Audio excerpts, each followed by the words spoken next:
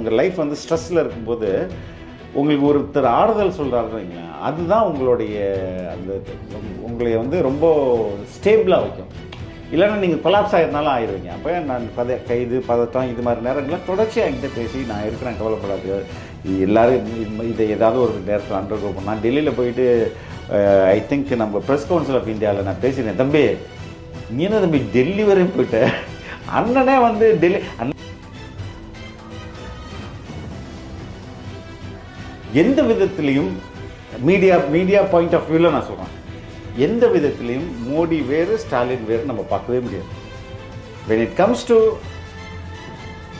Information, மக்களுக்கும் உங்களுக்கும் உண்டான உறவை அதற்கு பாலமாக இருக்கிறது மீடியா. இதை 2 பேரும் எப்படி ஹேண்டில் பண்ணுறாங்கன்னா சேம் டிட்டோ. இப்போ கிட்டத்தட்ட 3 ஆண்டுகள் ஆயிடுச்சு, இன்னும் ஒரு ப்ரெஸ் மீட் இவர் கொடுத்தது. யார் கொடுத்ததில்ல? ஸ்டாலின் கொடுத்ததில்ல. அதே மாதிரி தான் முடியும். பட் 2 பேரும் ரோட் ஷோ பண்ணிப்பாங்க. நீங்கள் சிறையிலேருந்து வெளில வந்த பிறகு நான் சீமானவர்களை பார்த்தேன். ஆமாம், சந்திப்பு ரொம்ப ஜாலியாக இருந்தது. என் பையனையும் கூப்பிட்டு போயிருந்தேன். அவன் வெளில வந்து என்னப்பா ஒரு வார்த்தை கூட இங்கிலீஷ் பேச மாட்டேங்கிறான். நானே கொஞ்சம் பயன்ட்டேன், ஏதாவது பேசலான்னு நினச்சா எல்லாத்தையும் நான் தமிழில் யோசிச்சு பேசணும்னா எனக்கு முடியவே முடியாது அப்படின்னு சொல்லிட்டு பேசியிருந்தான். அவன் வந்துட்டு, சார் கட்சியில் சேரணுன்னா என்ன சார் பண்ணுறேன், கட்சியாக ஒன்று தான்டா அப்படின்னாரு. நீ கட்சியில் சேர்ந்துனா உனக்கு முதல்ல கட்சி உனக்கு வழங்குகிற முதல் பொறுப்பு வந்து நீ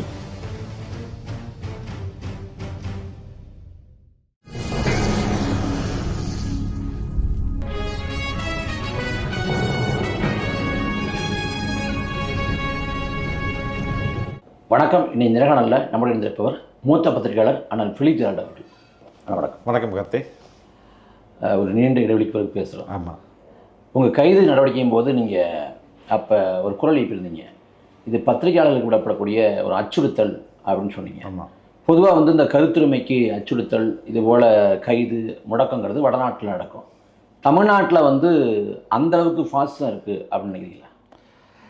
நான் வந்து 28வது ஆளோ 30வது ஆளோன்னு நினைக்கிறேன் கைது செய்யப்பட்டது. எனக்கு அடுத்ததே ஒரு 4-5 பேர், இதெல்லாம் முகம் தெரிந்த ஆட்கள். இப்போ ஒரு சின்ன பையன் போய் அந்த ஸ்கூலில் பேசுகிறான் இல்லையா, மகாவிஷ்ணு, அதுக்கப்புறம் வாராகி, அதுக்கப்புறம் மோகன்ஜி, இதெல்லாம் வந்து இது வந்து முகம் தெரிந்த மனிதர்கள் வந்து கைது செய்யப்பட்டது. சின்ன சின்ன பசங்களாம் உள்ளே போய் இப்போ நான் இருக்கும்போதே ஃபேஸ்புக்கில் ஒரு பையன் ஒரு போஸ்ட் போடுறான், அதுக்காக அவனை தூக்கி அவனுக்கு இது எந்த ஒரு தத்துவார்த்தை இல்லை வந்து ஒரு ரிலீஜியஸ் எதுவுமே அவன் ரொம்ப அவனுக்கு அதெல்லாம் தெரியவே தெரியாது.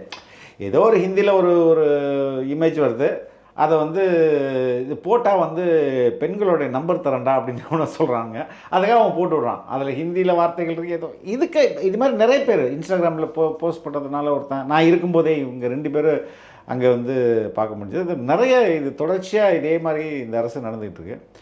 அப்போ எதிர்குறல்களே இல்லாமல் செய்வது அப்படின்றது தான் இவங்களுடைய ஃப்ரீடம் ஆஃப் ஸ்பீச்சுன்றவங்கள. ஃப்ரீ ஸ்பீச்சுன்றது அது வந்து சிந்தனையிலேருந்து தானே வருது. ஃப்ரீடம் டு திங்க் தான்.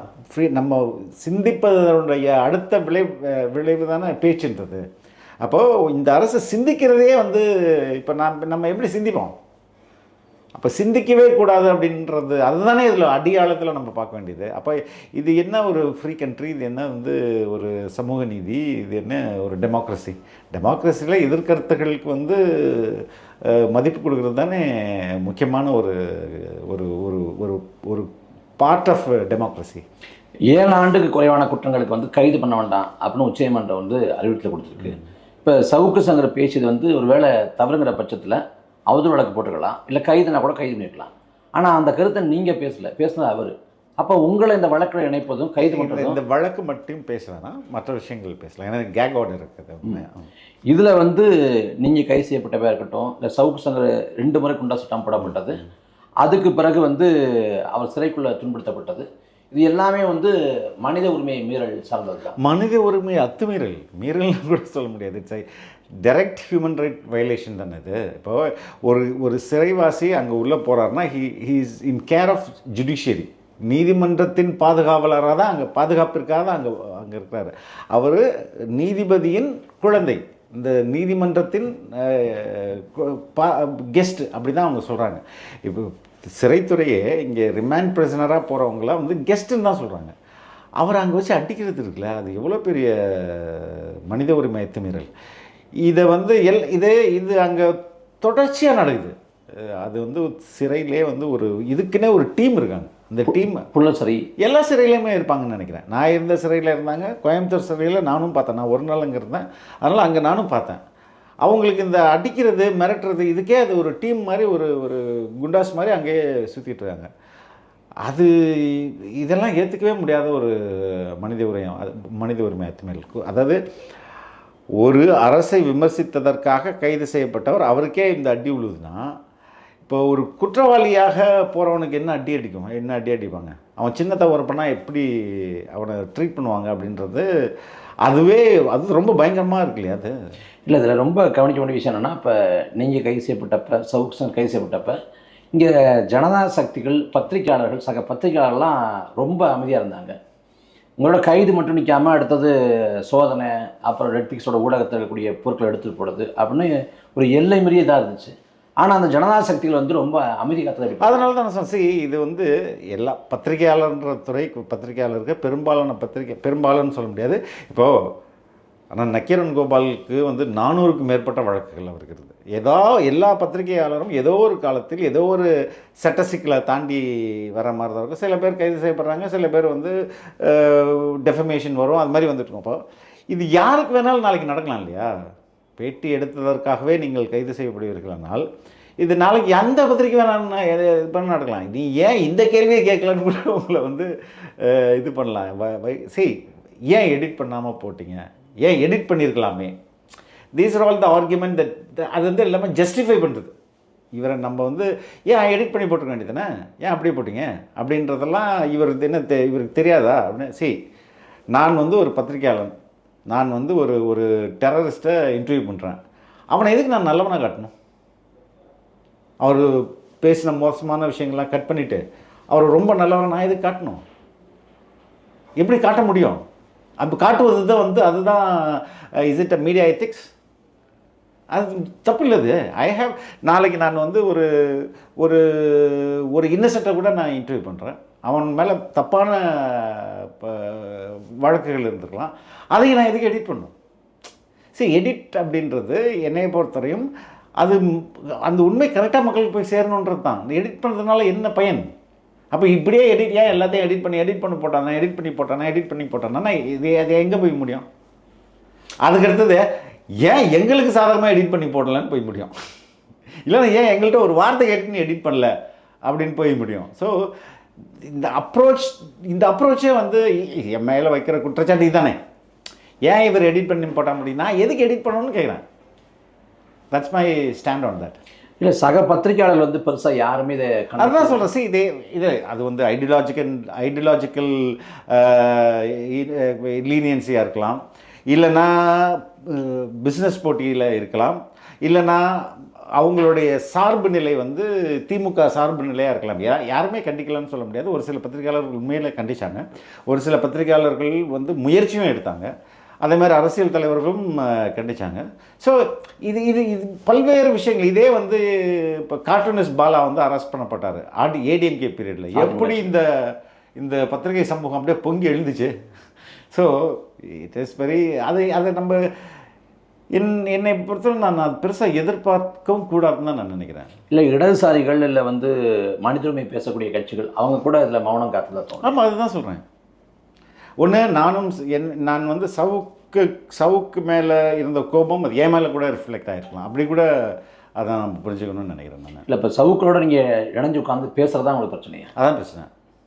அப்போ இந்த கைது பண்ணுறதுக்கு முடி நிறுத்திக்க, இல்லைனா நீயும் அதில் ஆமாம் என்கிட்ட வைக்கப்படுவேன். ஆமாம் அப்படின்னு அச்சுறுத்திப்பாங்கல்ல. ஆமாம். அப்போ சிறைக்குள்ள இருக்கிற சமயத்தில் இதே போல் அச்சுறுத்தல் ஏதாவது? இல்லை, அதுக்கு முன்பே என்கிட்ட சொன்னாங்க அது வேணாம் அப்படின்ற மாதிரி. நான் வந்து இதில் என்ன தவறு இருக்குது அப்படின்ற மாதிரி தான் நான் கேட்டேன். நீங்கள் இவ்வளவு நீண்ட காலம் அப்படி முடக்குவாங்க எதிர்பார்த்துக்கல இந்த அளவுக்கு? இல்லை, இந்த அளவுக்கு போவாங்கன்னு நான் எதிர்பார்க்கல. பட் இதுக்கான பின்னணி எனக்கு என்னன்னு தெரியும். ரொம்ப ஸ்டூப்பிடான ரீசனு. அதை என்ன சொல்கிறது, ரொம்ப இம்மெச்சூர்டாக இருக்குன்றதான் நான் புரிஞ்சுக்கிறேன். நான் நீங்கள் வந்து ஒரு பொது இதில் இருக்கிறதால அதில் தாங்கிக்க முடியும். உங்களை சார்ந்த குடும்பத்தார் உறவுகள் வந்து எப்படி எடுத்துக்கொண்டாங்க? என் குடும்பத்தார் வேறு வழி இல்லாமல் தாங்கிக்கணும், சரியா? ஆனால் என்னுடைய என் கூட சேர்ந்து ஒர்க் பண்ணுறாங்களே அவங்க தாங்கிட்டு தான் எனக்கு பெரிய விஷயம். அவங்களுக்கு வந்து ப்ராப்பராக சேலரி கொடுக்க முடியல. அதுக்கு அடுத்தது அவங்களுக்கு தேவையில்லாத ப்ரெஷர். இப்போ நான் இல்லைன்னா எல்லாத்தையும் அவங்களே பண்ண வேண்டியது. ரிசோர்ஸஸ் ரொம்ப கம்மி. என்கிட்ட 4 கேமராமேன் இருக்காங்க, இப்போ 2 கேமரா தான் இருக்குது.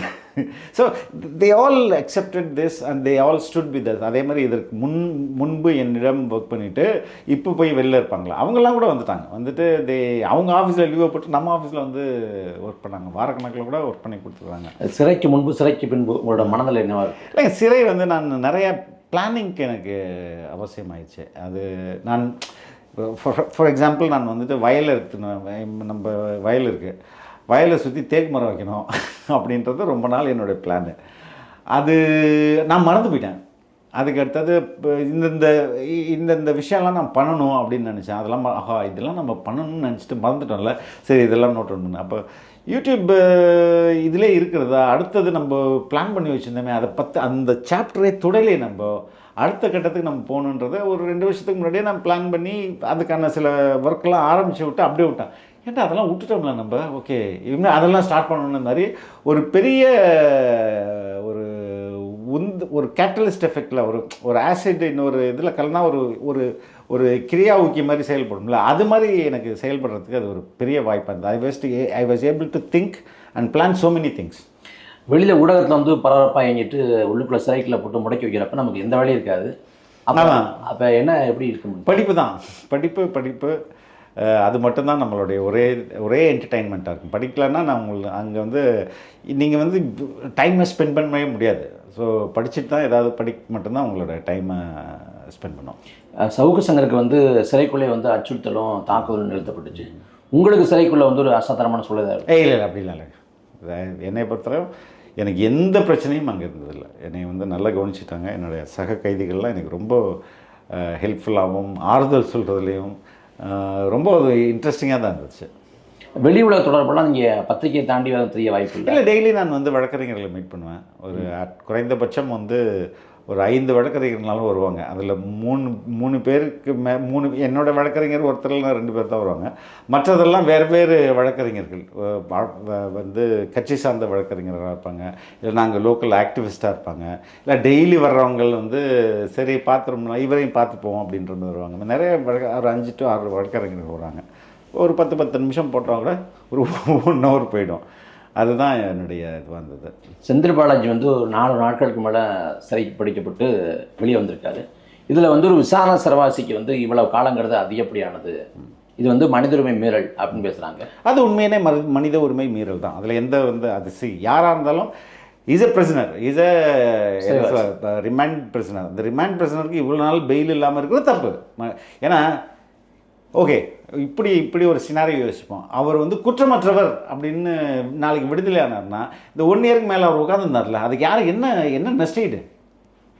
அதில் அவர் உடல் நிறைய இது வந்து அதுதான் உச்சநீதிமன்றம் என்ன சொல்லுது. நீதிமன்றங்களும் சரி, இந்த காவல்துறையும் சரி, இந்த என்ன சொல்கிறது விசாரணை கைதிகள் இருக்குல்ல, இந்த விசாரணை கைதிகளுக்கு கொடுக்கப்படுற அந்த சிறைவாசத்தை தண்டனையின் ஒரு பகுதியாக பார்க்குறாங்க. அது தப்பு அப்படின்னு சொல்லிட்டு சந்திரசூட் அண்மையில் ஒரு கேஸில் சொல்லியிருந்தார். அது தண்டனை கிடையாதுல்ல, ஆனால் இது பார்ட் ஆஃப் பனிஷ்மெண்ட்டாக இவங்க பார்க்குறாங்க. அதுவே மிக மிக தவறான ஒரு பார்வை. அவருக்கு எலிஜிபிலிட்டி இருக்குது, he has to be out in bail. Jail வந்து ரொம்ப எக்ஸப்ஷன் தான். பெயில் இஸ் யுவர் ரைட் அப்படின்றது தான் உச்சநீதிமன்றத்துடைய அண்மை கால அப்ரோச்சாக இருக்குது. அதுதான் ரொம்ப சரியும் கூட. சவுக்கு சங்கம் தொடங்கி பத்திரிகையாளர் மணி வரைக்கும் எல்லாரும் சொல்கிறதுனா போலீஸ் ஸ்டேட்டாக மாறிட்டு இருக்கு தமிழ்நாடு அப்படின்னு. இது வரைக்கும் தமிழ்நாட்டில் வந்து இந்த திமுக ஆட்சியில் வந்து 16 என்கவுண்டர் பண்ணியிருக்காங்க. இந்த கைது நடவடிக்கை வந்து எல்லாத்துக்கும் 90க்கும் கைதுங்கிற அளவுக்கு போகிறாங்க. இதெல்லாம் குண்டாஸ் இந்தியாவிலே அதிகமாக குண்டாஸ் வந்து தமிழ்நாட்டில் தான் போடுறாங்க அப்படின்னு ஆனந்த் வெங்கடேஷன் ஒரு 2022 ஒரு அற்புதமான ஒரு அப்சர்வேஷன், ஒரு ஜட்மெண்ட் ஆர்டர்லேயே சொல்லியிருக்கிறாரு. அது மாதிரி இது வந்து ஒரு கட்டுக்கடங்காத ஸ்டேட்டாக மாறி இருக்குது அப்படின்றத நம்மளால் பார்க்க முடியுது. போலீஸ் ஸ்டேட்னாலே அவங்களுக்கு வந்து இந்த மனித உரிமை பற்றி, இண்டிவிஜுவல் ரைட்ஸ் பற்றி சக சிட்டிசன்ஸோடைய லிபர்ட்டி பற்றி இதெல்லாம் உங்களுக்கு அக்கறை இல்லாமல் இருக்குது. ஸ்டேட் எப்படி ஒரு மனிதனை கொல்ல முடியும்? கொல்லக்கூடாதுல்ல. நான் வந்து இது சோஷியல் கான்ட்ராக்ட்னு ஒரு தியரி இருக்குது. அந்த தியரியின் அடிப்படையில் தான் இந்த ஒட்டுமொத்த சொசைட்டி இயங்குது அப்படின்றது தான் வெஸ்டர்ன் ஃபிலாசபிக்கல் பொலிட்டிக்கல் ஃபிலாசபியில் ஆகியும். ஏன்னா சரி, ஒரு நாய் இருக்குது, எந்த ஒரு அனிமல் இருக்குது, அந்த அனிமல் இன்னொரு அனிமலை தாக்கி அதை கொன்றுரும் இல்லைன்னா சாப்பிட்ரும். அது மாதிரியான வைல்டு, அது மாதிரி தான் மனிதனும் ஒரு காலத்தில் இருந்தான். பட் என்னுடைய இந்த பேசிக் இன்ஸ்டிங் இருக்குல்ல, அதை நான் ஸ்டேட்டுக்கிட்ட அடகு வைக்கிறேன். நான் வந்து நீ போடுகிற சட்டத்திட்டங்களுக்கு மதித்து நான் வந்து என்னுடைய இந்த பேசிக் இன்ஸ்டிங் இருக்குல்ல, அதை நான் வந்து உங்ககிட்ட கொடுத்துறேன். நீ என்னை ப்ரொடெக்ட் பண்ணு, நீ என்னோட உயிருக்கு நீ உத்தரவாதம் கொடு. சக மனிதர்கள்ட்டேருந்தோ சக விலங்குகள்ட்டேருந்தோ இல்லை மற்ற இயற்கை பேரிடரில் என் மரணத்தில் இருந்தோ என்னை பாதுகாத்துரு அப்படின்னு என்னுடைய ரைட் டு லைஃப்பை தான் நான் வந்து அரசிட்ட கொடுக்குறேன். நான் தவறு பண்ணியிருந்தேன்னா அது நீதிமன்றத்தில் நான் தவறு பண்ணியிருக்கேனா இல்லையா, உண்மையிலே நான் குற்றவாளியா இல்லையா அப்படின்னு நீதிமன்றம் எல்லா ஆதாரங்களையும் வச்சு சட்டத்துக்கு ஏற்ப அவங்க வந்து எனக்கு தண்டனை கொடுக்கட்டும். அப்போ தான் அந்த தண்டனைக்கு, அது மரண தண்டனையாக இருந்தால் கூட அதை அந்த இண்டிவிஜுவலுக்கு, அந்த சிட்டிசனுக்கு அதை அவாய்ட் பண்ணுறது கரெக்டு. இப்போ என்னுடைய அந்த அனிமல் இன்ஸ்டிக்டை தான் நான் உங்கள்கிட்ட அடகு வச்சுட்டு நான் உங்கள்கிட்ட உயிர் பிச்சை கேட்குறேன். ஆனால் அதையும் நீங்கள் சுட்டிங்கன்னா இது எவ்வளோ பெரிய அடிப்படையிலே ரொம்ப தப்பு இல்லை இல்லையா? நீங்கள் சிறையிலேருந்து வெளில வந்த பிறகு நான் சீமானவர்களை பார்த்தீங்க. ஆமாம், அந்த சந்திப்பு ரொம்ப ஜாலியாக இருந்தது. என் பையனையும் கூப்பிட்டு போயிருந்தேன். அவன் வெளில வந்துட்டு, என்னப்பா ஒரு வார்த்தை கூட இங்கிலீஷ் பேச மாட்டேங்கிறேன். நானே கொஞ்சம் பயன்ட்டேன், ஏதாவது பேசலான்னு நினச்சா எல்லாத்தையும் நான் தமிழில் யோசித்து பேசினா எனக்கு முடியவே முடியாது அப்படின்னு சொல்லிட்டு பேசியிருந்தான். அவன் வந்துட்டு, சார் கட்சியில் சேர்னா என்ன சார் பண்ணுறேன், கட்சியே ஒன்று தான்டா அப்படின்னாரு. நீ கட்சியில் சேர்ந்தினா உனக்கு முதல்ல கட்சி உனக்கு வழங்குகிற முதல் பொறுப்பு வந்து நீ படிக்கணும், நல்லா படிக்கணும் அப்படின்ட்டு ரொம்ப இயல்பாக பேசியிருந்தார். ரொம்ப ஜாலியாக, என் பையனுக்கு ரொம்ப பிடிச்சி போச்சு. அண்டு தொடர்ச்சியாக ஃபாலோ பண்ண ஆரம்பிச்சிருக்கேன் அவரை. மற்றபடி நிறைய பேசினதில் அவர் சரி, வென் யூஆர் ஸ்ட்ரெஸ், உங்கள் லைஃப் வந்து ஸ்ட்ரெஸ்ஸில் இருக்கும்போது உங்களுக்கு ஒருத்தர் ஆறுதல் சொல்கிறாருன்னு வைங்களேன், அதுதான் உங்களுடைய அந்த உங்களை வந்து ரொம்ப ஸ்டேபிளாக வைக்கும். இல்லைன்னா நீங்கள் கொலாப்ஸ் ஆகிருந்தாலும் ஆயிடுவீங்க. அப்போ நான் கைது பதட்டம் இது மாதிரி நேரங்களில் தொடர்ச்சியாக என்கிட்ட பேசி நான் இருக்கிறேன், கவலைப்படாது, எல்லோரும் இதை ஏதாவது ஒரு நேரத்தில் அண்டர்கோ பண்ண. நான் டெல்லியில் போயிட்டு ஐ திங்க் நம்ம ப்ரெஸ் கவுன்சில் ஆஃப் இந்தியாவில் நான் பேசினேன். தம்பி நீ என்ன தம்பி டெல்லி வரையும் போயிட்டேன், அண்ணனே வந்து அண்ணன் டெல்லி போலீஸ்லாம் இல்லைண்ணா, நான் டெல்லிக்கு போயிருக்கேன் இது மாதிரின்னு. அதை விட்டு கவலைப்படாத, ஒன்றும் நடக்காது, என்ன கைது தானே பண்ணுவாங்கன்னா. ஸோ தொடர்ச்சியாக பேசிகிட்டே இருந்தாங்க. ஸோ அந்த விதத்தில் என்னை வந்து அது ஒரு தேற்றுதல் இருக்குல்ல, அது ரொம்ப முக்கியம் இல்லை ஒரு மனிதனுக்கு. இப்போது இது மாதிரி பிரச்சனை வரும்போது ரொம்ப ஸ்ட்ராங்காக ஒருத்தர் பக்கத்தில் நிற்கிறேன் அப்படின்னும்போது அதுவே உங்களுக்கு ஒரு பெரிய ஒரு அச்சமின்மையை தரும். அந்த ரோல் அவர் வந்து ப்ளே பண்ணார். அது எனக்கு ரொம்ப அதை ஹேண்டில் பண்ணுறதுக்கு ஈஸியாக இருந்துச்சு. அண்மை காலத்தில் வந்து தமிழக ஊடகங்கள் குறித்து ஒரு குற்றச்சாட்டாக வைக்கப்படுறது என்னன்னா, கோடி மீடியா வடநாட்டில் வந்து கோடி மீடியா வடநாட்டில் இருப்பது போல, மோடியின் கரங்களில் இருப்பது போல இங்கேயும் கோடி மீடியாவாக இருக்குது அப்படிங்கிறாங்க. அந்த கருத்தோட உண்மை நிலை ஏங்க, இங்கே வந்துட்டு நீங்கள் எந்த விதத்துலேயும் மீடியா பாயிண்ட் ஆஃப் வியூவில் நான் சொல்கிறேன், எந்த விதத்துலேயும் மோடி வேறு ஸ்டாலின் வேறு நம்ம பார்க்கவே முடியாது. when it comes to information, மக்களுக்கும் உங்களுக்கும் உண்டான உறவை அதற்கு பாலமாக இருக்கிறது மீடியா. இதை ரெண்டு பேரும் எப்படி ஹேண்டில் பண்ணுறாங்கன்னா சேம் டிட்டோ. இப்போ கிட்டத்தட்ட 3 ஆண்டுகள் ஆயிடுச்சு, இன்னும் ஒரு ப்ரெஸ் மீட் இவர் கொடுத்ததில்ல. யார் கொடுத்ததில்ல? ஸ்டாலின் கொடுத்ததில்ல. அதே மாதிரி தான் முடியும். பட் 2 பேரும் ரோட் ஷோ பண்ணிப்பாங்க, சைக்கிள் ஓட்டுறது, கை காட்டுறது. அவர் வந்து டனலில் போய் ஆளே இல்லாமல் கேமராவுக்கு கை காட்டிகிட்டு இருப்பார். இவர் வந்து ஃப்ளோரிடாவை ஐ திங்க் சிகாகோவா, அங்கே போயிட்டு சைக்கிள் ஓட்டிகிட்டு இருப்பார். ஒரு ஃபேஸ்புக்லேயும் ட்விட்டர்லேயும் இன்ஸ்டாகிராம்லேயும் ஒரு மோனலாக் அவராக பேசி வீடியோ போட்டுருவார். மன் கி பாத்னா அவரே சொந்தமாக பேசி அவர் வந்து போடுவார். ஸோ 2 பேருமே ஆர் சேம், நன் அதர். இந்த மீடியா பாயிண்ட் ஆஃப் வியூவில், மீடியா பர்ஸ்பெக்டிவில் 2 பேருக்கும் எந்த வேறுபாடும் கிடையாது. அவரும் டெலிப்ராம்ப்டர் தான், இவரும் டெலிப்ராம்ப்டர் தான். அவரும் ஒன் வே கம்யூனிகேஷன் தான், இவரும் ஒன் வே கம்யூனிகேஷன் தான். ஸோ இப்படி இருந்தால் இது என்ன ஜனநாயகம்? இப்போ உண்மையிலே ஒரு ஓப்பன் ப்ரெஸ், இந்த ஃப்ளைட்டுக்கு போகிறதுக்கு முன்னாடி ஒரு ப்ரெஸ் மீட்டு, அதுலேயும் வந்து நமக்கு தெரியும்.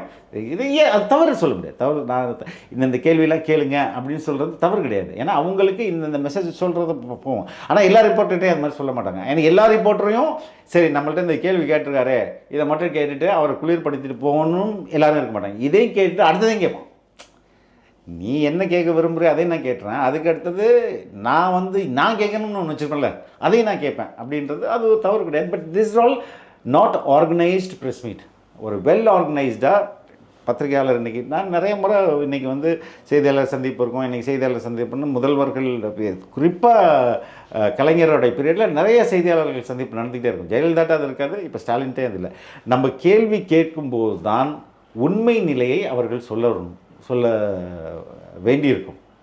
நான் கேள்வியே கேட்காம இப்போ எந்த ஒரு ஸ்கீமாக எடுத்துங்க. இப்போ ஃபார் எக்ஸாம்பிள் நான் இன்றைக்கி கூட ஒரு இன்டர்வியூ பண்ணியிருக்கேன். இந்த ஜல்ஜீவன் மிஷனில் இருந்த 15,000 கோடி ஊழல் அப்படின்னு சொல்கிறாங்க. இந்த தகவல் எனக்கு வருது. இதில் வந்து தமிழ்நாடு டாட் போர்டு வந்து ஊழல் பண்ணியிருக்குன்னு எனக்கு ஒரு தகவல் வருது. இதை நான் அவர்கிட்ட தானே வந்து வெரிஃபை பண்ணோம். இதுக்கு எனக்கு எந்த வாய்ப்பு எப்படி? அவருக்கு இது தெரிஞ்சுக்கணும்னு அவசியம் கிடையாது. நான் இப்படி ஒரு கேள்வி கேட்கும்போது அவர் என்ன சொல்கிறார், ஓ அப்படியா, எனக்கு புது செய்தியாக இருக்குது, நான் விசாரித்து என்னன்றதை உங்களுக்கு சொல்கிறேன் அப்படின்னும் போது அது அதோடு நிற்காதுல்ல. அது அடுத்தது என்னப்பா யார்ப்பா இந்த பத்திரிகையாளர் இப்படி ஒரு கேட்குறாரு, இப்போ என்னப்பா விசாரிங்க அப்படின்னு அது அடுத்தது அங்கே எக்ஸ்பேண்ட் ஆகுங்களே. அங்கே எக்ஸ்பேண்ட் ஆகி அப்போ சிஎம் இப்படி ஒரு கேள்வி கேட்டுட்டாரு அப்படின்னா அவங்க எல்லா ரிப்போர்ட்ஸ் எடுத்து ஆமாங்க இது நடந்திருக்கு, இல்லைங்க இது நடக்கலாம், அவங்க போய் சொல்கிறாங்க, ஏதாவது ஒன்று நடக்கும். பொய் சொல்கிறாங்கன்னு நீங்கள் வந்து பொய் சொல்கிறாங்கன்னா சரிப்பா அது விட்டுரு, இல்லைன்னா அவர் மேலே வழக்கு போடு அப்படின்றது ஒன்று பண்ணலாம். இல்லை இந்த ஊழல் உண்மை தான் அப்படின்னும் போது கடற்கடன்னு அதை சரி பண்ணலாம், அந்த அதிகாரிகளை மாற்றம் பண்ணலாம், எது வேணால் பண்ணலாம். அப்போ இதுதான் ஒரு ஆட்சியாளருக்கும் ஆட்சியாளர் செய்கிற தவறே பத்திரிகையாளர் தான் சொல்ல முடியும். மற்ற யாரும் வந்து சொல்ல மாட்டாங்க. இதுக்கான வாய்ப்பே இல்லாமல் போயிடுதுல்ல. இதே தானே டெல்லியிலே நடக்குது. ஸோ 2 பேருமே ஒரே ட்ராக். என்ன அது காவி இது கருப்பு, அவ்வளோதான். அண்மையில் அமைச்சரவை மாற்றம் நிகழ்ந்திருக்கு. செந்தில் பாலாஜிக்கு மறுபடியும் அமைச்சரவை இடம் கொடுத்துருக்காங்க. அது மட்டும் இல்லாமல் துணை முதலமைச்சராக உதயநிதி ஆக்கியிருக்காங்க. இதில் வந்து செந்தில் பாலாஜியை குறிப்பிட்றப்ப தியாகம் பண்ணார் அப்படின்னு சொல்கிறது இது எப்படி புரிஞ்சுக்கிறது? சட்டப்படி பார்த்தா ஒரு முதல்வர் அவர் யாரை வேண்டுமானாலும் அமைச்சராக்கலாம், துணை முதல்வர் கூட ஆக்கலாம், இல்லைங்க நான் வேணாம் இவரை வந்து முதல்வராக்கணும் கூட ஆக்கிட்டு போயிடலாம். அது எலெக்ஷனில் நின்று இருக்கணும்னு அவசியம் இல்லை, அவர் அரசியல் பின்புலம் இருக்கணும்னு அவசியம் இல்லை. அவர் இப்போ ஒரு இது ஏஜ் இதை மட்டும் ஏஜ் மெயினாக குவாலிஃபிகேஷன், அதுக்கப்புறம் பேசிக்கான குவாலிஃபிகேஷன் தான். இதை வச்சுட்டு அது ஆக்கிடலாம். அது அந்த முதல்வருடைய ப்ரோராகேட்டிவ். அவர் விரும்புவதை யாரும் தடுக்க முடியாது. ஆனால் அதற்கு பின்பு டெமோக்ரஸின்னு ஒன்று இருக்குல்ல, அந்த பண்பு இருக்குதா, அதுதான் அங்கே சிக்கல். இப்போ இவர் ஏன் வெளியில் வந்திருக்கிறார்? இவர் வந்து குற்றமற்றவர்னு சொல்லி வெளில வந்திருக்கிறாரா? இல்லை, இவர் மேல் குற்றம் செய்ததற்கான முகாந்தாரம் இருக்குது. There is no options of cognisance அப்படி தான் அவங்க சொல்லியிருக்காங்க. விச் மீன்ஸ் காக்னிசன்ஸ் இருக்குது அப்படின்றதான் அந்த பெயில் ஆர்டர். அப்போ இவர் குற்றவாளியாக நிரபராதி என்பதை நம்மால் ஏற்றுக்கொள்ள முடியாது அப்படின்னு தான் அதில் சொல்லியிருக்காங்க. இது பாயிண்ட் நம்பர். அப்போ அவர் குற்றவாளி இல்லை, நிரபராதி இல்லை அப்படின்றது அங்கே முடிவாயிடுச்சு. ரெண்டாவது, இதில் 2000 பேர் குற்றவாளியாக சேர்க்கப்பட்டிருக்கீங்க. இந்த 2000 பேரையும் விசாரித்து அவங்களுக்கு தண்டனை கொடுத்து அவங்களுக்கு சார்ஜ் ஷீட் பண்ணி அவங்க இதெல்லாம் கேஸ் நடத்துறது இம்பாசிபிள். ஒரு வருஷம் 2 வருஷத்தில் முடியாது, பல ஆண்டுகள் இழுக்கும் அப்படின்றத சொல்லியிருக்கிறாங்க. மூன்றாவது, இந்த ட்ரையலை சீக்கிரம் முடிக்கணும். இது மாதிரி கண்டிஷன்ஸில் தான் அவரை வெளியே அனுப்புகிறாங்க. இதில் அவங்க என்ன தியாகம் பண்ணார்? இப்போ இப்படி ஒரு குற்றப்பின்புலம் உள்ள ஒரு அமைச்சரை மறுபடியும் அதே துறையில் போடும்போது ஆல்ரெடி இவர் இந்த கடந்த ஜூலை நான் வந்து ஜெயிலில் இருக்கும்போது அறப்போர் இயக்கம் வந்து இவர் பண்ண ஒரு ஸ்கேமை வந்து எக்ஸ்போஸ் பண்ணியிருக்காங்க. கிட்டத்தட்ட அந்த டிரான்ஸ்ஃபார்மர் வாங்கின அந்த டெண்டரில் எவ்வளோ முறைகேடு இருக்குதுன்னு சொல்லிட்டு இது பண்ணியிருக்காங்க. அது மேலே என்ன இவங்கள்ட்ட தானே இருக்குது லஞ்ச ஒழிப்புத்துறை. அவங்கள்ட்ட இப்போ கம்ப்ளைண்ட்டும் கொடுத்துருக்காங்க. என்ன கம்ப்ளைண்ட் எடுக்கல. இப்போ அவரே தூக்கி மறுபடியும் இங்கே வந்தால் அது எப்படி? இதுதான் டெமோக்ரஸியா அப்படின்னு ஒரு கேள்வி வருது. இது ஜனநாயகத்தின் மாண்பா அப்படின்றது தான். அதே தான் அப்ளிகபிள் டு உதயநிதின்றது அவருக்கு வந்து இந்த ஃபேமிலி மெம்பர் தன்னுடைய சன் அப்படின்றதுனா அது. அப்போ இது ரெண்டையும் நீங்கள் பார்த்தீங்கன்னா அண்மை காலத்தில் ஐ திங்க் நேற்று ஒரு போஸ்ட் கனிமொழி போட்டது ரொம்ப வைரல் ஆகிட்டு இருந்தது. தனியாக இல்லை, ஐ எம் நாட் அலோன், நீங்கள் வந்து எப்போதும் என் கூடவே இருக்கிறீங்க. அது ஒரு பெரிய மெசேஜ் அவங்க சொல்கிறாங்க. இது எப்படி ஆச்சுன்னா, சூர்யா சிவான்னு நினைக்கிறேன் பிஜேபியில் இருந்தவர், அதுக்கு முன்பு வந்து திமுகவில் இருந்தார். கருணாநிதி கனிமொழி மேடம்க்கு ரொம்ப க்ளோஸாக ஒர்க் பண்ணதுனால தான் என்னை கட்சி விட்டு நிற்கிறாங்க அப்படின்றது அவருடைய கிளைம். அவர் கூட என்னுடைய பேட்டியில் ஒன்று சொல்லியிருப்பார், கருணாநிதியோட சன் ஸ்டாலினோட சன்னுக்கு தான் இந்த பவர் போகணும். இதுதான் ஹைரார்கி. இங்கே இப்படி தான் வந்து அவங்க நினைக்கிறாங்க. அப்போ கருணாநிதிக்கு அடுத்தது ஸ்டாலினுக்கு வந்துச்சு. ஸ்டாலினுக்கு பிறகு அது வந்து இந்த பக்கம் அழகிரி சைடோ இல்லை கனிமொழி சைடோ போகக்கூடாது அப்படின்றது தான் அவங்கள அந்த ஹைரார்கி. இப்படி ராஜா வீட்டில் வந்து பையன் ஆண் வாரிசுக்கு இப்படி போகுமோ, இப்படி தான் அந்த சிஸ்டம் அவங்க இது பண்ணுறாங்க அப்படின்றது தான் அவரோட குற்றச்சாட்டு. இதை இப்போ கனிமொழியோடைய இந்த இதை ஈக்குவேட் பண்ணி பாருங்களேன், கரெக்டாக பொருந்தோம். அப்படி தான் அதை நம்ம புரிஞ்சுக்கணும்னு நினைக்கிறேன். பாஜக எதிர்ப்புங்கிறத வந்து தீவிரமாக பேசக்கூடிய கட்சி திமுக. எப்போ பேசுகிறாங்க, எங்கே செயல்பாடு வர மாதிரி பேசுகிறாங்க. அதுதாங்க. இங்கே மோடிக்கு எதிராக நடத்தப்பட்ட பெரும் ஆர்ப்பாட்டங்களை சொல்லுங்கள் நீங்கள்.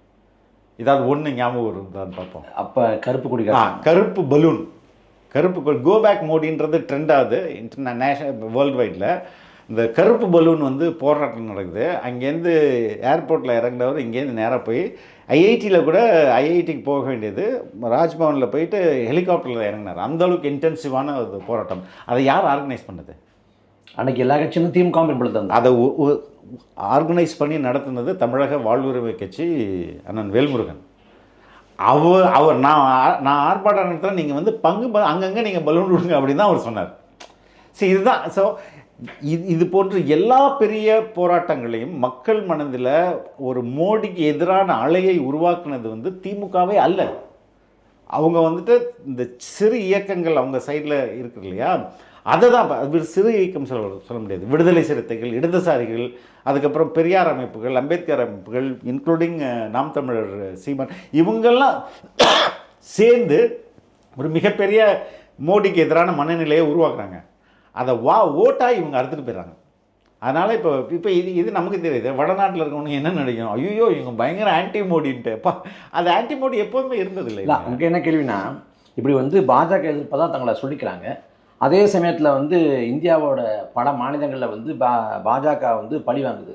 சித்தராமையா மேலே வழக்கு போடுறாங்க, சந்திரசேகர ராவோட மகள் மீது வழக்கு போடுறாங்க. அங்கே வட மாநிலத்தில் ஒரு முதலமைச்சரே கைது பண்ணாங்க, கெஜ்ரிவாலை வந்து கைது பண்ணுறாங்க. ஆனால் தமிழ்நாட்டில் வந்து ராகுல் காந்தி பதவியை பறிக்கிறாங்க, ராகுல் காந்திக்கு சிக்கல் கொடுக்குறாங்க. ஆனால் தமிழ்நாட்டில் வந்து அப்படி எந்த நெருக்கடி இல்லாமல் இந்த செந்தில் பாலாஜி அதுக்கு பிறகு எதுவுமே ஒரு நகர்வு இல்லாமல் இருக்கு. அதுதான் சொல்கிறேங்க. என்னங்க எதிர்த்தாங்க, அந்த எதிர்ப்பலை இதுதான் அவங்களோட ரொம்ப ஸ்ட்ராட்டஜி. இவர் எப்போதுமே எதிர்த்ததில்லை. இவர் மிஞ்சி போனால் ஏதாவது ஒரு கவர்னரை வந்து 2 முறை ரொம்ப ஸ்ட்ராங்காக கிரிட்டிசைஸ் பண்ணார். அதுக்கப்புறமா அவர்கிட்டையும் காலில் விழுந்துட்டாங்க. இப்போது அமெரிக்காவிலேருந்து வராரு, மோடியை வந்து 15 நிமிஷம் 45 நிமிஷம் பேசுகிறாங்கன்றாங்க. வந்த உடனே நடந்தது என்ன? அவர் அமெரிக்கா போயிட்டு வர்றாரு, அதுக்கப்புறம் டெல்லி போயிட்டு வர்றாரு. டெல்லி போயிட்டு வந்தவுடன் இங்கே நடந்தது என்னது? நிதி வந்து சேர்ந்துருச்சுன்னு சொல்கிறாரு. அதுக்கு தானே போனார். நிதி வந்துருச்சுன்ற செய்தி வந்ததா? செந்தில் பாலாஜிக்கு அமைச்சர், உதயநிதி ஸ்டாலினுக்கு துணை முதல்வர்ன்ற செய்தி வருதா? நம்ம அது அப்படி தானே கனெக்ட் பண்ணி பார்க்கணும். ஏங்க, ஒரு ஆளுநர் ரொம்ப பிரச்சனை பண்ணுறாரு, 2-3 வாட்டி இவருக்கு வந்து இது நான் மந்திரி ஆக்க மாட்டேன்னு சொல்லிட்டு இருக்காரு. அவரை கொஞ்சம் பார்த்து பண்ணி விட சொல்லுங்கள். சரி, பண்ணி விட்றான். அப்போ பொன்முடி ரொம்ப ஆளுநர் அதே மேடையில் வச்சுட்டு இது பண்ணி, சரி அவரை வேணால் கழட்டிடுவோம். மனோ தங்கராஜ் ரொம்ப என்ன கிறிஸ்டியன், அவன் ஓரா எங்களை வந்து இது பண்ணிகிட்டு இருக்கான்னு கேள்விப்படுறேன். சரி அவரையும் கழட்டி விட்ருவோம். இப்போ 2 கழட்டிட்டு 2 உள்ளே திணிக்கிறாங்க. நான் வந்து சொல்கிறேன், நான் வந்து இங்கேருந்து நான் ஸ்டோரி பண்ண போகிறேன் அப்படின்ட்டு நான் வந்து இங்கேருந்து ஸ்ரீலங்கா போகிறேன்னு வச்சுக்கேன். ஸ்ரீலங்காவில் போயிட்டு நான் எதுக்கு என்னன்னு சொல்லிட்டு போய் ஆஃபீஸில் என்ன சொல்லிட்டு போகிறேன், ஸ்டோரி பண்ணணும், நான் வந்து இத்தனை ஸ்டோரி பிளான் பண்ணியிருக்கேன், இதெல்லாம் இதுக்கு பட்ஜெட் இவ்வளோ, இங்கேருந்து ஃப்ளைட் டிக்கெட் இவ்வளோ, ஹோட்டல் இவ்வளோ, ஸ்டே இவ்வளோ இப்படின்னு சொல்லிட்டு நான் இங்கேருந்து இதுதான் நான் பட்ஜெட் ப்ரப்போசலாக ஆஃபீஸில் கொடுக்கணும். ஆஃபீஸ் வந்து அதை அப்ரூவ் பண்ணணும், அதுக்கான காசை கொடுக்கும். காசை வாங்கிட்டு இங்கேருந்து நான் வந்து ஸ்ரீலங்கா போகிறேன். ஸ்ரீலங்கா போகிறதானே போயிட்டு திரும்பி வரும்போது புடவை வாங்கிட்டு வந்துடுங்களா?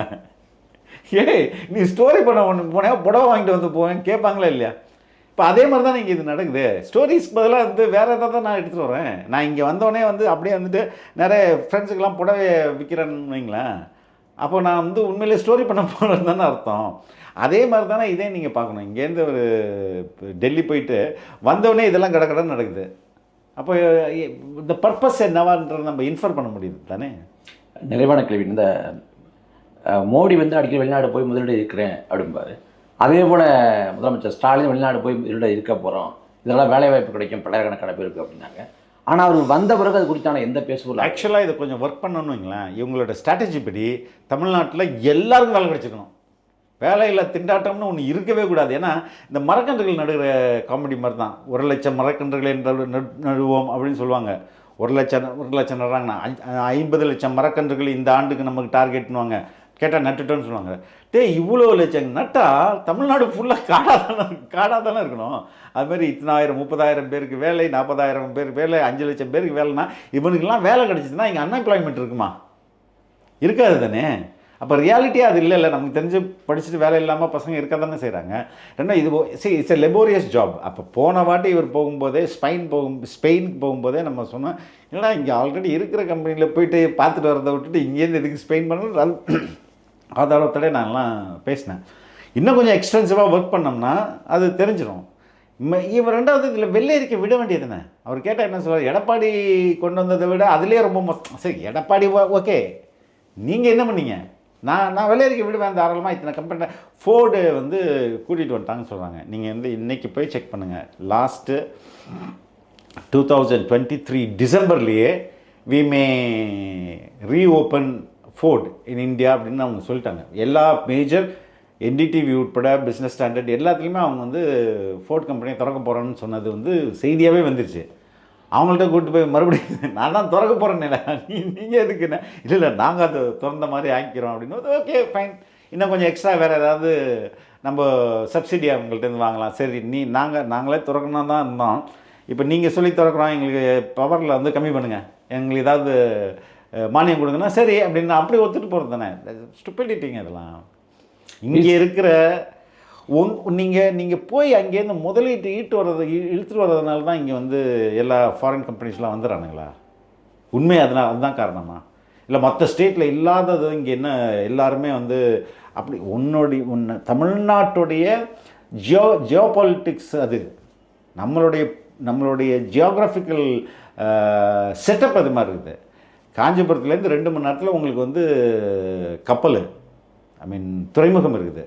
தூத்துக்குடிக்கு பக்கத்தில் இங்கேருந்து நம்ம துறைமுகங்கள் நிறையா இருக்குது. இப்போ எந்த ஒரு வெளிநாட்டுக்கு ஏற்றுமதி செய்யக்கூடிய பொருட்களையும் வெளிநாட்டுக்கு தானே ஏற்றுமதி பண்ணுவான். அப்போ ஆப்பிள் நிறுவனம் இங்கேருந்து ஒரு 12 லட்சம் ஃபோனை ரெடி பண்ணான்னா 12 லட்சம் தமிழ்நாட்டில் சேல் பண்ணுறதுக்கு அவனோட டார்கெட்டாக இருக்கும். அப்போ இங்கேருந்து அது ஏர்போர்ட்டில் ஃப்ளைட்டில் எடுத்துகிட்டு போகணும்னா கப்பலில் எடுத்துகிட்டு போகணும். அப்போ இது ரொம்ப ஈஸியாக இங்கேருந்து கிடச்சிருது. இங்கே ஆங்கிலம் தெரிந்த இளைஞர்கள் வேலை இல்லாமல் நிறைய பேர் இங்கே இருக்கிறாங்க. அது நம்மளுடைய ஹியூமன் ரிசோர்ஸஸ். இதை அவன் கேபிட்டலைஸ் பண்ணுறான். இங்கேருந்து எடப்பாடி போய் வெளிநாட்டிலேருந்து முதலீட்டை ஈர்க்கிறதோ, இல்லை மோடி போய் ஈர்க்கிறதோ, இல்லை ஸ்டாலின் போய் ஈர்க்கிறதுனால இங்கே வந்துடுது. நம்மளுடைய ஜியோகிராஃபிக்கல் லொக்கேஷன், நம்மளுடைய கல்வி தகுதி ப்ளஸ் இங்கே இருக்கிற இன்ஃப்ராஸ்ட்ரக்சர் இதுதான் அதை ஹெல்ப் பண்ணுதே வந்து. சரி, பாம்பேக்கு பக்கத்தில் பாம்பேலனா போர்ட் இருக்குன்னா இருக்குது. நியர்பை பெரிய ஒரு நான் அர்பனைஸ்டு அங்கே கிடையாது. அது ரொம்ப தூரம் போகணும். அப்போ இதுதான் எல்லா ஊர்லேயும். பெங்களூர்லேயும் இதே பிரச்சனை இருக்குது. இப்போ தமிழ்நாடு பேசிக்காகவே ஒரு ஏற்றுமதிக்கு தொழில் பண்ணுவதற்கு ரொம்ப ஏற்ற இடமாக இருக்கிறதுனால தான் அங்கே வராங்க. இதுதான் ஃபேக்ட். விசிகாவோட மதுரைப்பு மாநாடு நடைபெற்று முடிஞ்சிருக்கு. இதை பற்றி இது எதுக்கு நடத்துனாங்கன்னே தெரியும். சரி, ஆரம்பித்த அந்த வேகம் ரொம்ப அற்புதமானது. அது ஒரு பெரிய மொமெண்டமை க்ரியேட் பண்ணிச்சு. அவர் அந்த ப்ரெஸ் மீட், ஐ திங்க் அந்த ப்ரெஸ் மீட், நார்மலாக என்ன சொல்லுவாங்க ப்ரெஸ் மீட்டில், அவங்க சொல்ல வந்ததெல்லாம் சொல்லிடுவாங்க. அதுக்கு அடுத்தது தான் கேள்வி கேட்பாங்க. இதுதான் அது நீங்கள் பார்த்துறீங்க, இப்படி தானே நடக்கும். அப்போ அவர் சொல்ல வந்ததெல்லாம் ஆல்ரெடி எழுதப்பட்டது ரிட்டன் ஃபார்மில். எங்கே நடக்கிறோம், ஏன் இந்த இடத்த தேர்வு பண்ணியிருக்கோம் அப்படின்னு சொல்லிக்கிட்டே வர்றாரு. அதில் வந்து இந்த அரசை விமர்சிக்கிறது இப்படி தான் தொடங்குறது. இந்த அரசியல் எதிரிகளை பழிவாங்குவதற்காக கஞ்சா வழக்கு போடுகிறது. இங்கே உண்மையிலே கஞ்சா வைக்கிறவன் ஃப்ரீயாக சுற்றிட்டு இருக்கான், உண்மையிலே மது விற்கிறவன் ஃப்ரீயாக சுற்றிட்டு இருக்கான், கள்ளச்சாரம் விற்கிறவன் ஃப்ரீயாக சுற்றிட்டு இருக்கான். இப்படியெல்லாம் தான் ஆரம்பிக்கிறாரு. நாங்கள் அதுக்கப்புறம் இதோட இப்போ செய்தியாளர் கேட்குறாங்க, முடிச்சிடலான்னு சொல்லிட்டு பேசி முடிச்சுட்டு இது மாதிரி என்னங்க படிப்படியாக குறைப்பான் படிப்படியாக. அப்போ இப்போ தான் கேள்வி செய்தியாக இதுக்கு முன்னாடியே சொல்லிடுறாரு, தேவைன்னா அதிமுகவும் இதுக்கு வரலாம் அப்படின்றத சொல்லிடுறாரு. அதாவது செய்ததெல்லாம் செய்தியாளர் கேட்ட கேள்விகள் அல்ல. இதெல்லாம் பேசி முடிச்சிட்ட பிறகு தான் அப்போ தான் செய்தியாளர் கேட்குறாங்க, ஏற்கனவே அவங்க சொன்னாங்களே இத்தனை கடைகளை 500 கடைகளை மூடிடுவோன்னு சொன்னாங்களே, படிப்படியாக குறைப்போன்னு சொன்னாங்களேன்னா குறைப்பாங்கன்னு சொன்னாங்க, நாங்களும் நம்பினோம், ஆனால் பண்ணலையே அப்படின்னு. இதை நேரடியாக நீங்கள் அவங்கள்ட்ட கேட்கலாமே அப்படின்னா, இதுதான் நேரடியான உங்கள் முன்னாடி நேரடியாக கேட்குறோம். இட்ஸ் அ ஓப்பன் டிக்ளரேஷன் அப்படின்னு இந்த வார்த்தையை யூஸ் பண்ணுறோம். இட்ஸ் அ ஓப்பன் டிக்ளரேஷன் அப்படின்னு அந்த வார்த்தையெல்லாம் ரொம்ப முக்கியம், ஸ்ட்ராங்கான வார்த்தைகள். திரும்ப தெரியாதவரெலாம் கிடையாது. சும்மா ஆங்கிலத்தின் ஒவ்வொரு வார்த்தையோட ஆழம் தெரியாமலாம் அவர் பேச மாட்டார். இப்படி சொல்லும்போது ஒரு பெரிய மொமெண்டம் ஏற்படுது. அந்த மொமெண்டம் அடுத்த நாளே டப்புன்னு ஸ்பெசிஃபை பண்ணப்படுது. இதுக்கு இடையில் செகண்ட் மொமெண்டம்மை நம்ம அந்த புதுசாக சேர்ந்தவர் ஆதவ் அர்ஜுன் அவர் ஏற்படுத்துகிறாரு. அவர் தொடர்ச்சியாக 3 நேர்காணல் கொடுக்குறாரு. நீங்கள் நாம் தமிழர் இருக்கீங்க, நீங்கள் இப்போ என் சேனலுக்கு ஒரு நேர்காணல் கொடுத்துட்றீங்க, அது கொஞ்சம் சர்ச்சை ஆகுது, இல்லைனா உங்கள் கருத்தையே நீங்கள் பேசுகிறீங்க, அண்ணன் சீமான்ட்ட கேட்காமலே பேசுகிறீங்கன்னா அடுத்த செகண்ட் என்ன நடக்கும்? ஏமா எடுத்துப்பாங்க, தம்பி நீ ஏன் இப்படி பேசுகிற, இது மாதிரி இனிமேல் பேசாத அப்படின்னு டக்குன்னு வந்திருக்கும். இப்போ ஒரு பேட்டி 2 பேட்டி 3வது பேட்டி முடிஞ்சுது. 3வது பேட்டியும் 3 பேட்டியும் ஒன்று நம்ம இப்படி தான் புரிஞ்சுக்கணும். 3 பேட்டியும் தெரிந்தே தொழில் திருமாவளவன் அதை அனுமதிச்சிருக்கலாம். ஒரு பாசிபிலிட்டிஸ். பேசாதோ நீங்கள் பேசுங்க, உங்கள் கருத்தை பேசுங்க, என்ன வருதுன்னு பார்க்கலாம் அப்படின்னு அவரே சொல்லியும் இருந்திருக்கலாம். அதுக்கப்புறம் எல்லாமே மாறி இவனை பலிகடா ஆகிட்டாங்க. யார்? ஆதவ் அர்ஜுன் ஏதோ ஆர்எஸ்எஸ் ஏஜென்ட் மாதிரியும், அவன் எடப்பாடியால் அனுப்பப்பட்டாள், டெல்லியிலேருந்து அனுப்பப்பட்டாள்னு இதை புரிந்துக்காமலாம் இதை கூட தெரியாமலாம் திரும்ப அவரை வச்சுருந்துருப்பார். அவருக்கு இவ்வளோ முக்கியமான போஸ்ட்டில் ஐ திங்க் துணை பொதுச் செயலாளர் தானே இந்த போஸ்ட்டை கொடுப்பாரு. இப்போ அப்படியே தயார் இவரெல்லாம் ஆர்எஸ்எஸ் ஏஜென்ட் அப்படின்னு அவங்க போயிட்டு ஒரு முத்திரை கொடுத்து இதுதான் இங்கே நடக்கிறது, இப்போ அவர் மேலே நடவடிக்கை எடுங்க அப்படின்ற ரேஞ்சுக்கு இதை எடுத்து விட்டாங்க. அந்த மூமெண்ட்டை சுத்தமாக செத்துச்சு. அந்த ப்ளஸ் அவர் தொடக்கத்தில் அந்த ப்ரெஸ் மீட்டில் சொன்னது, இந்த அரசை எதிர்த்து தான் ஒரு போராட்டம் நடத்துகிறேன்ட்டு. இப்போ சிஎம்ஐ போயிட்டு பார்த்துட்டு வந்த பிறகு அகில இந்திய அளவில் ஒரு மது கொள்கைன்றார், இந்த பெல்ட்டி அடிச்சார். இது எப்படி அதுதான் ஏதோ ஒரு ஆரம்பித்து எங்கேயோ போய் வேறு வழி இல்லாமல் அவர் அதை தனியே சாஃப்ட் பண்ண வேண்டிய நிலைமைக்கு திரும்ப வந்திருக்கிறாரு அப்படின்றத நம்ம புரிஞ்சுக்கணும். கருத்து பெருமையாக ரொம்ப நன்றி கார்த்திக், தேங்க்யூ.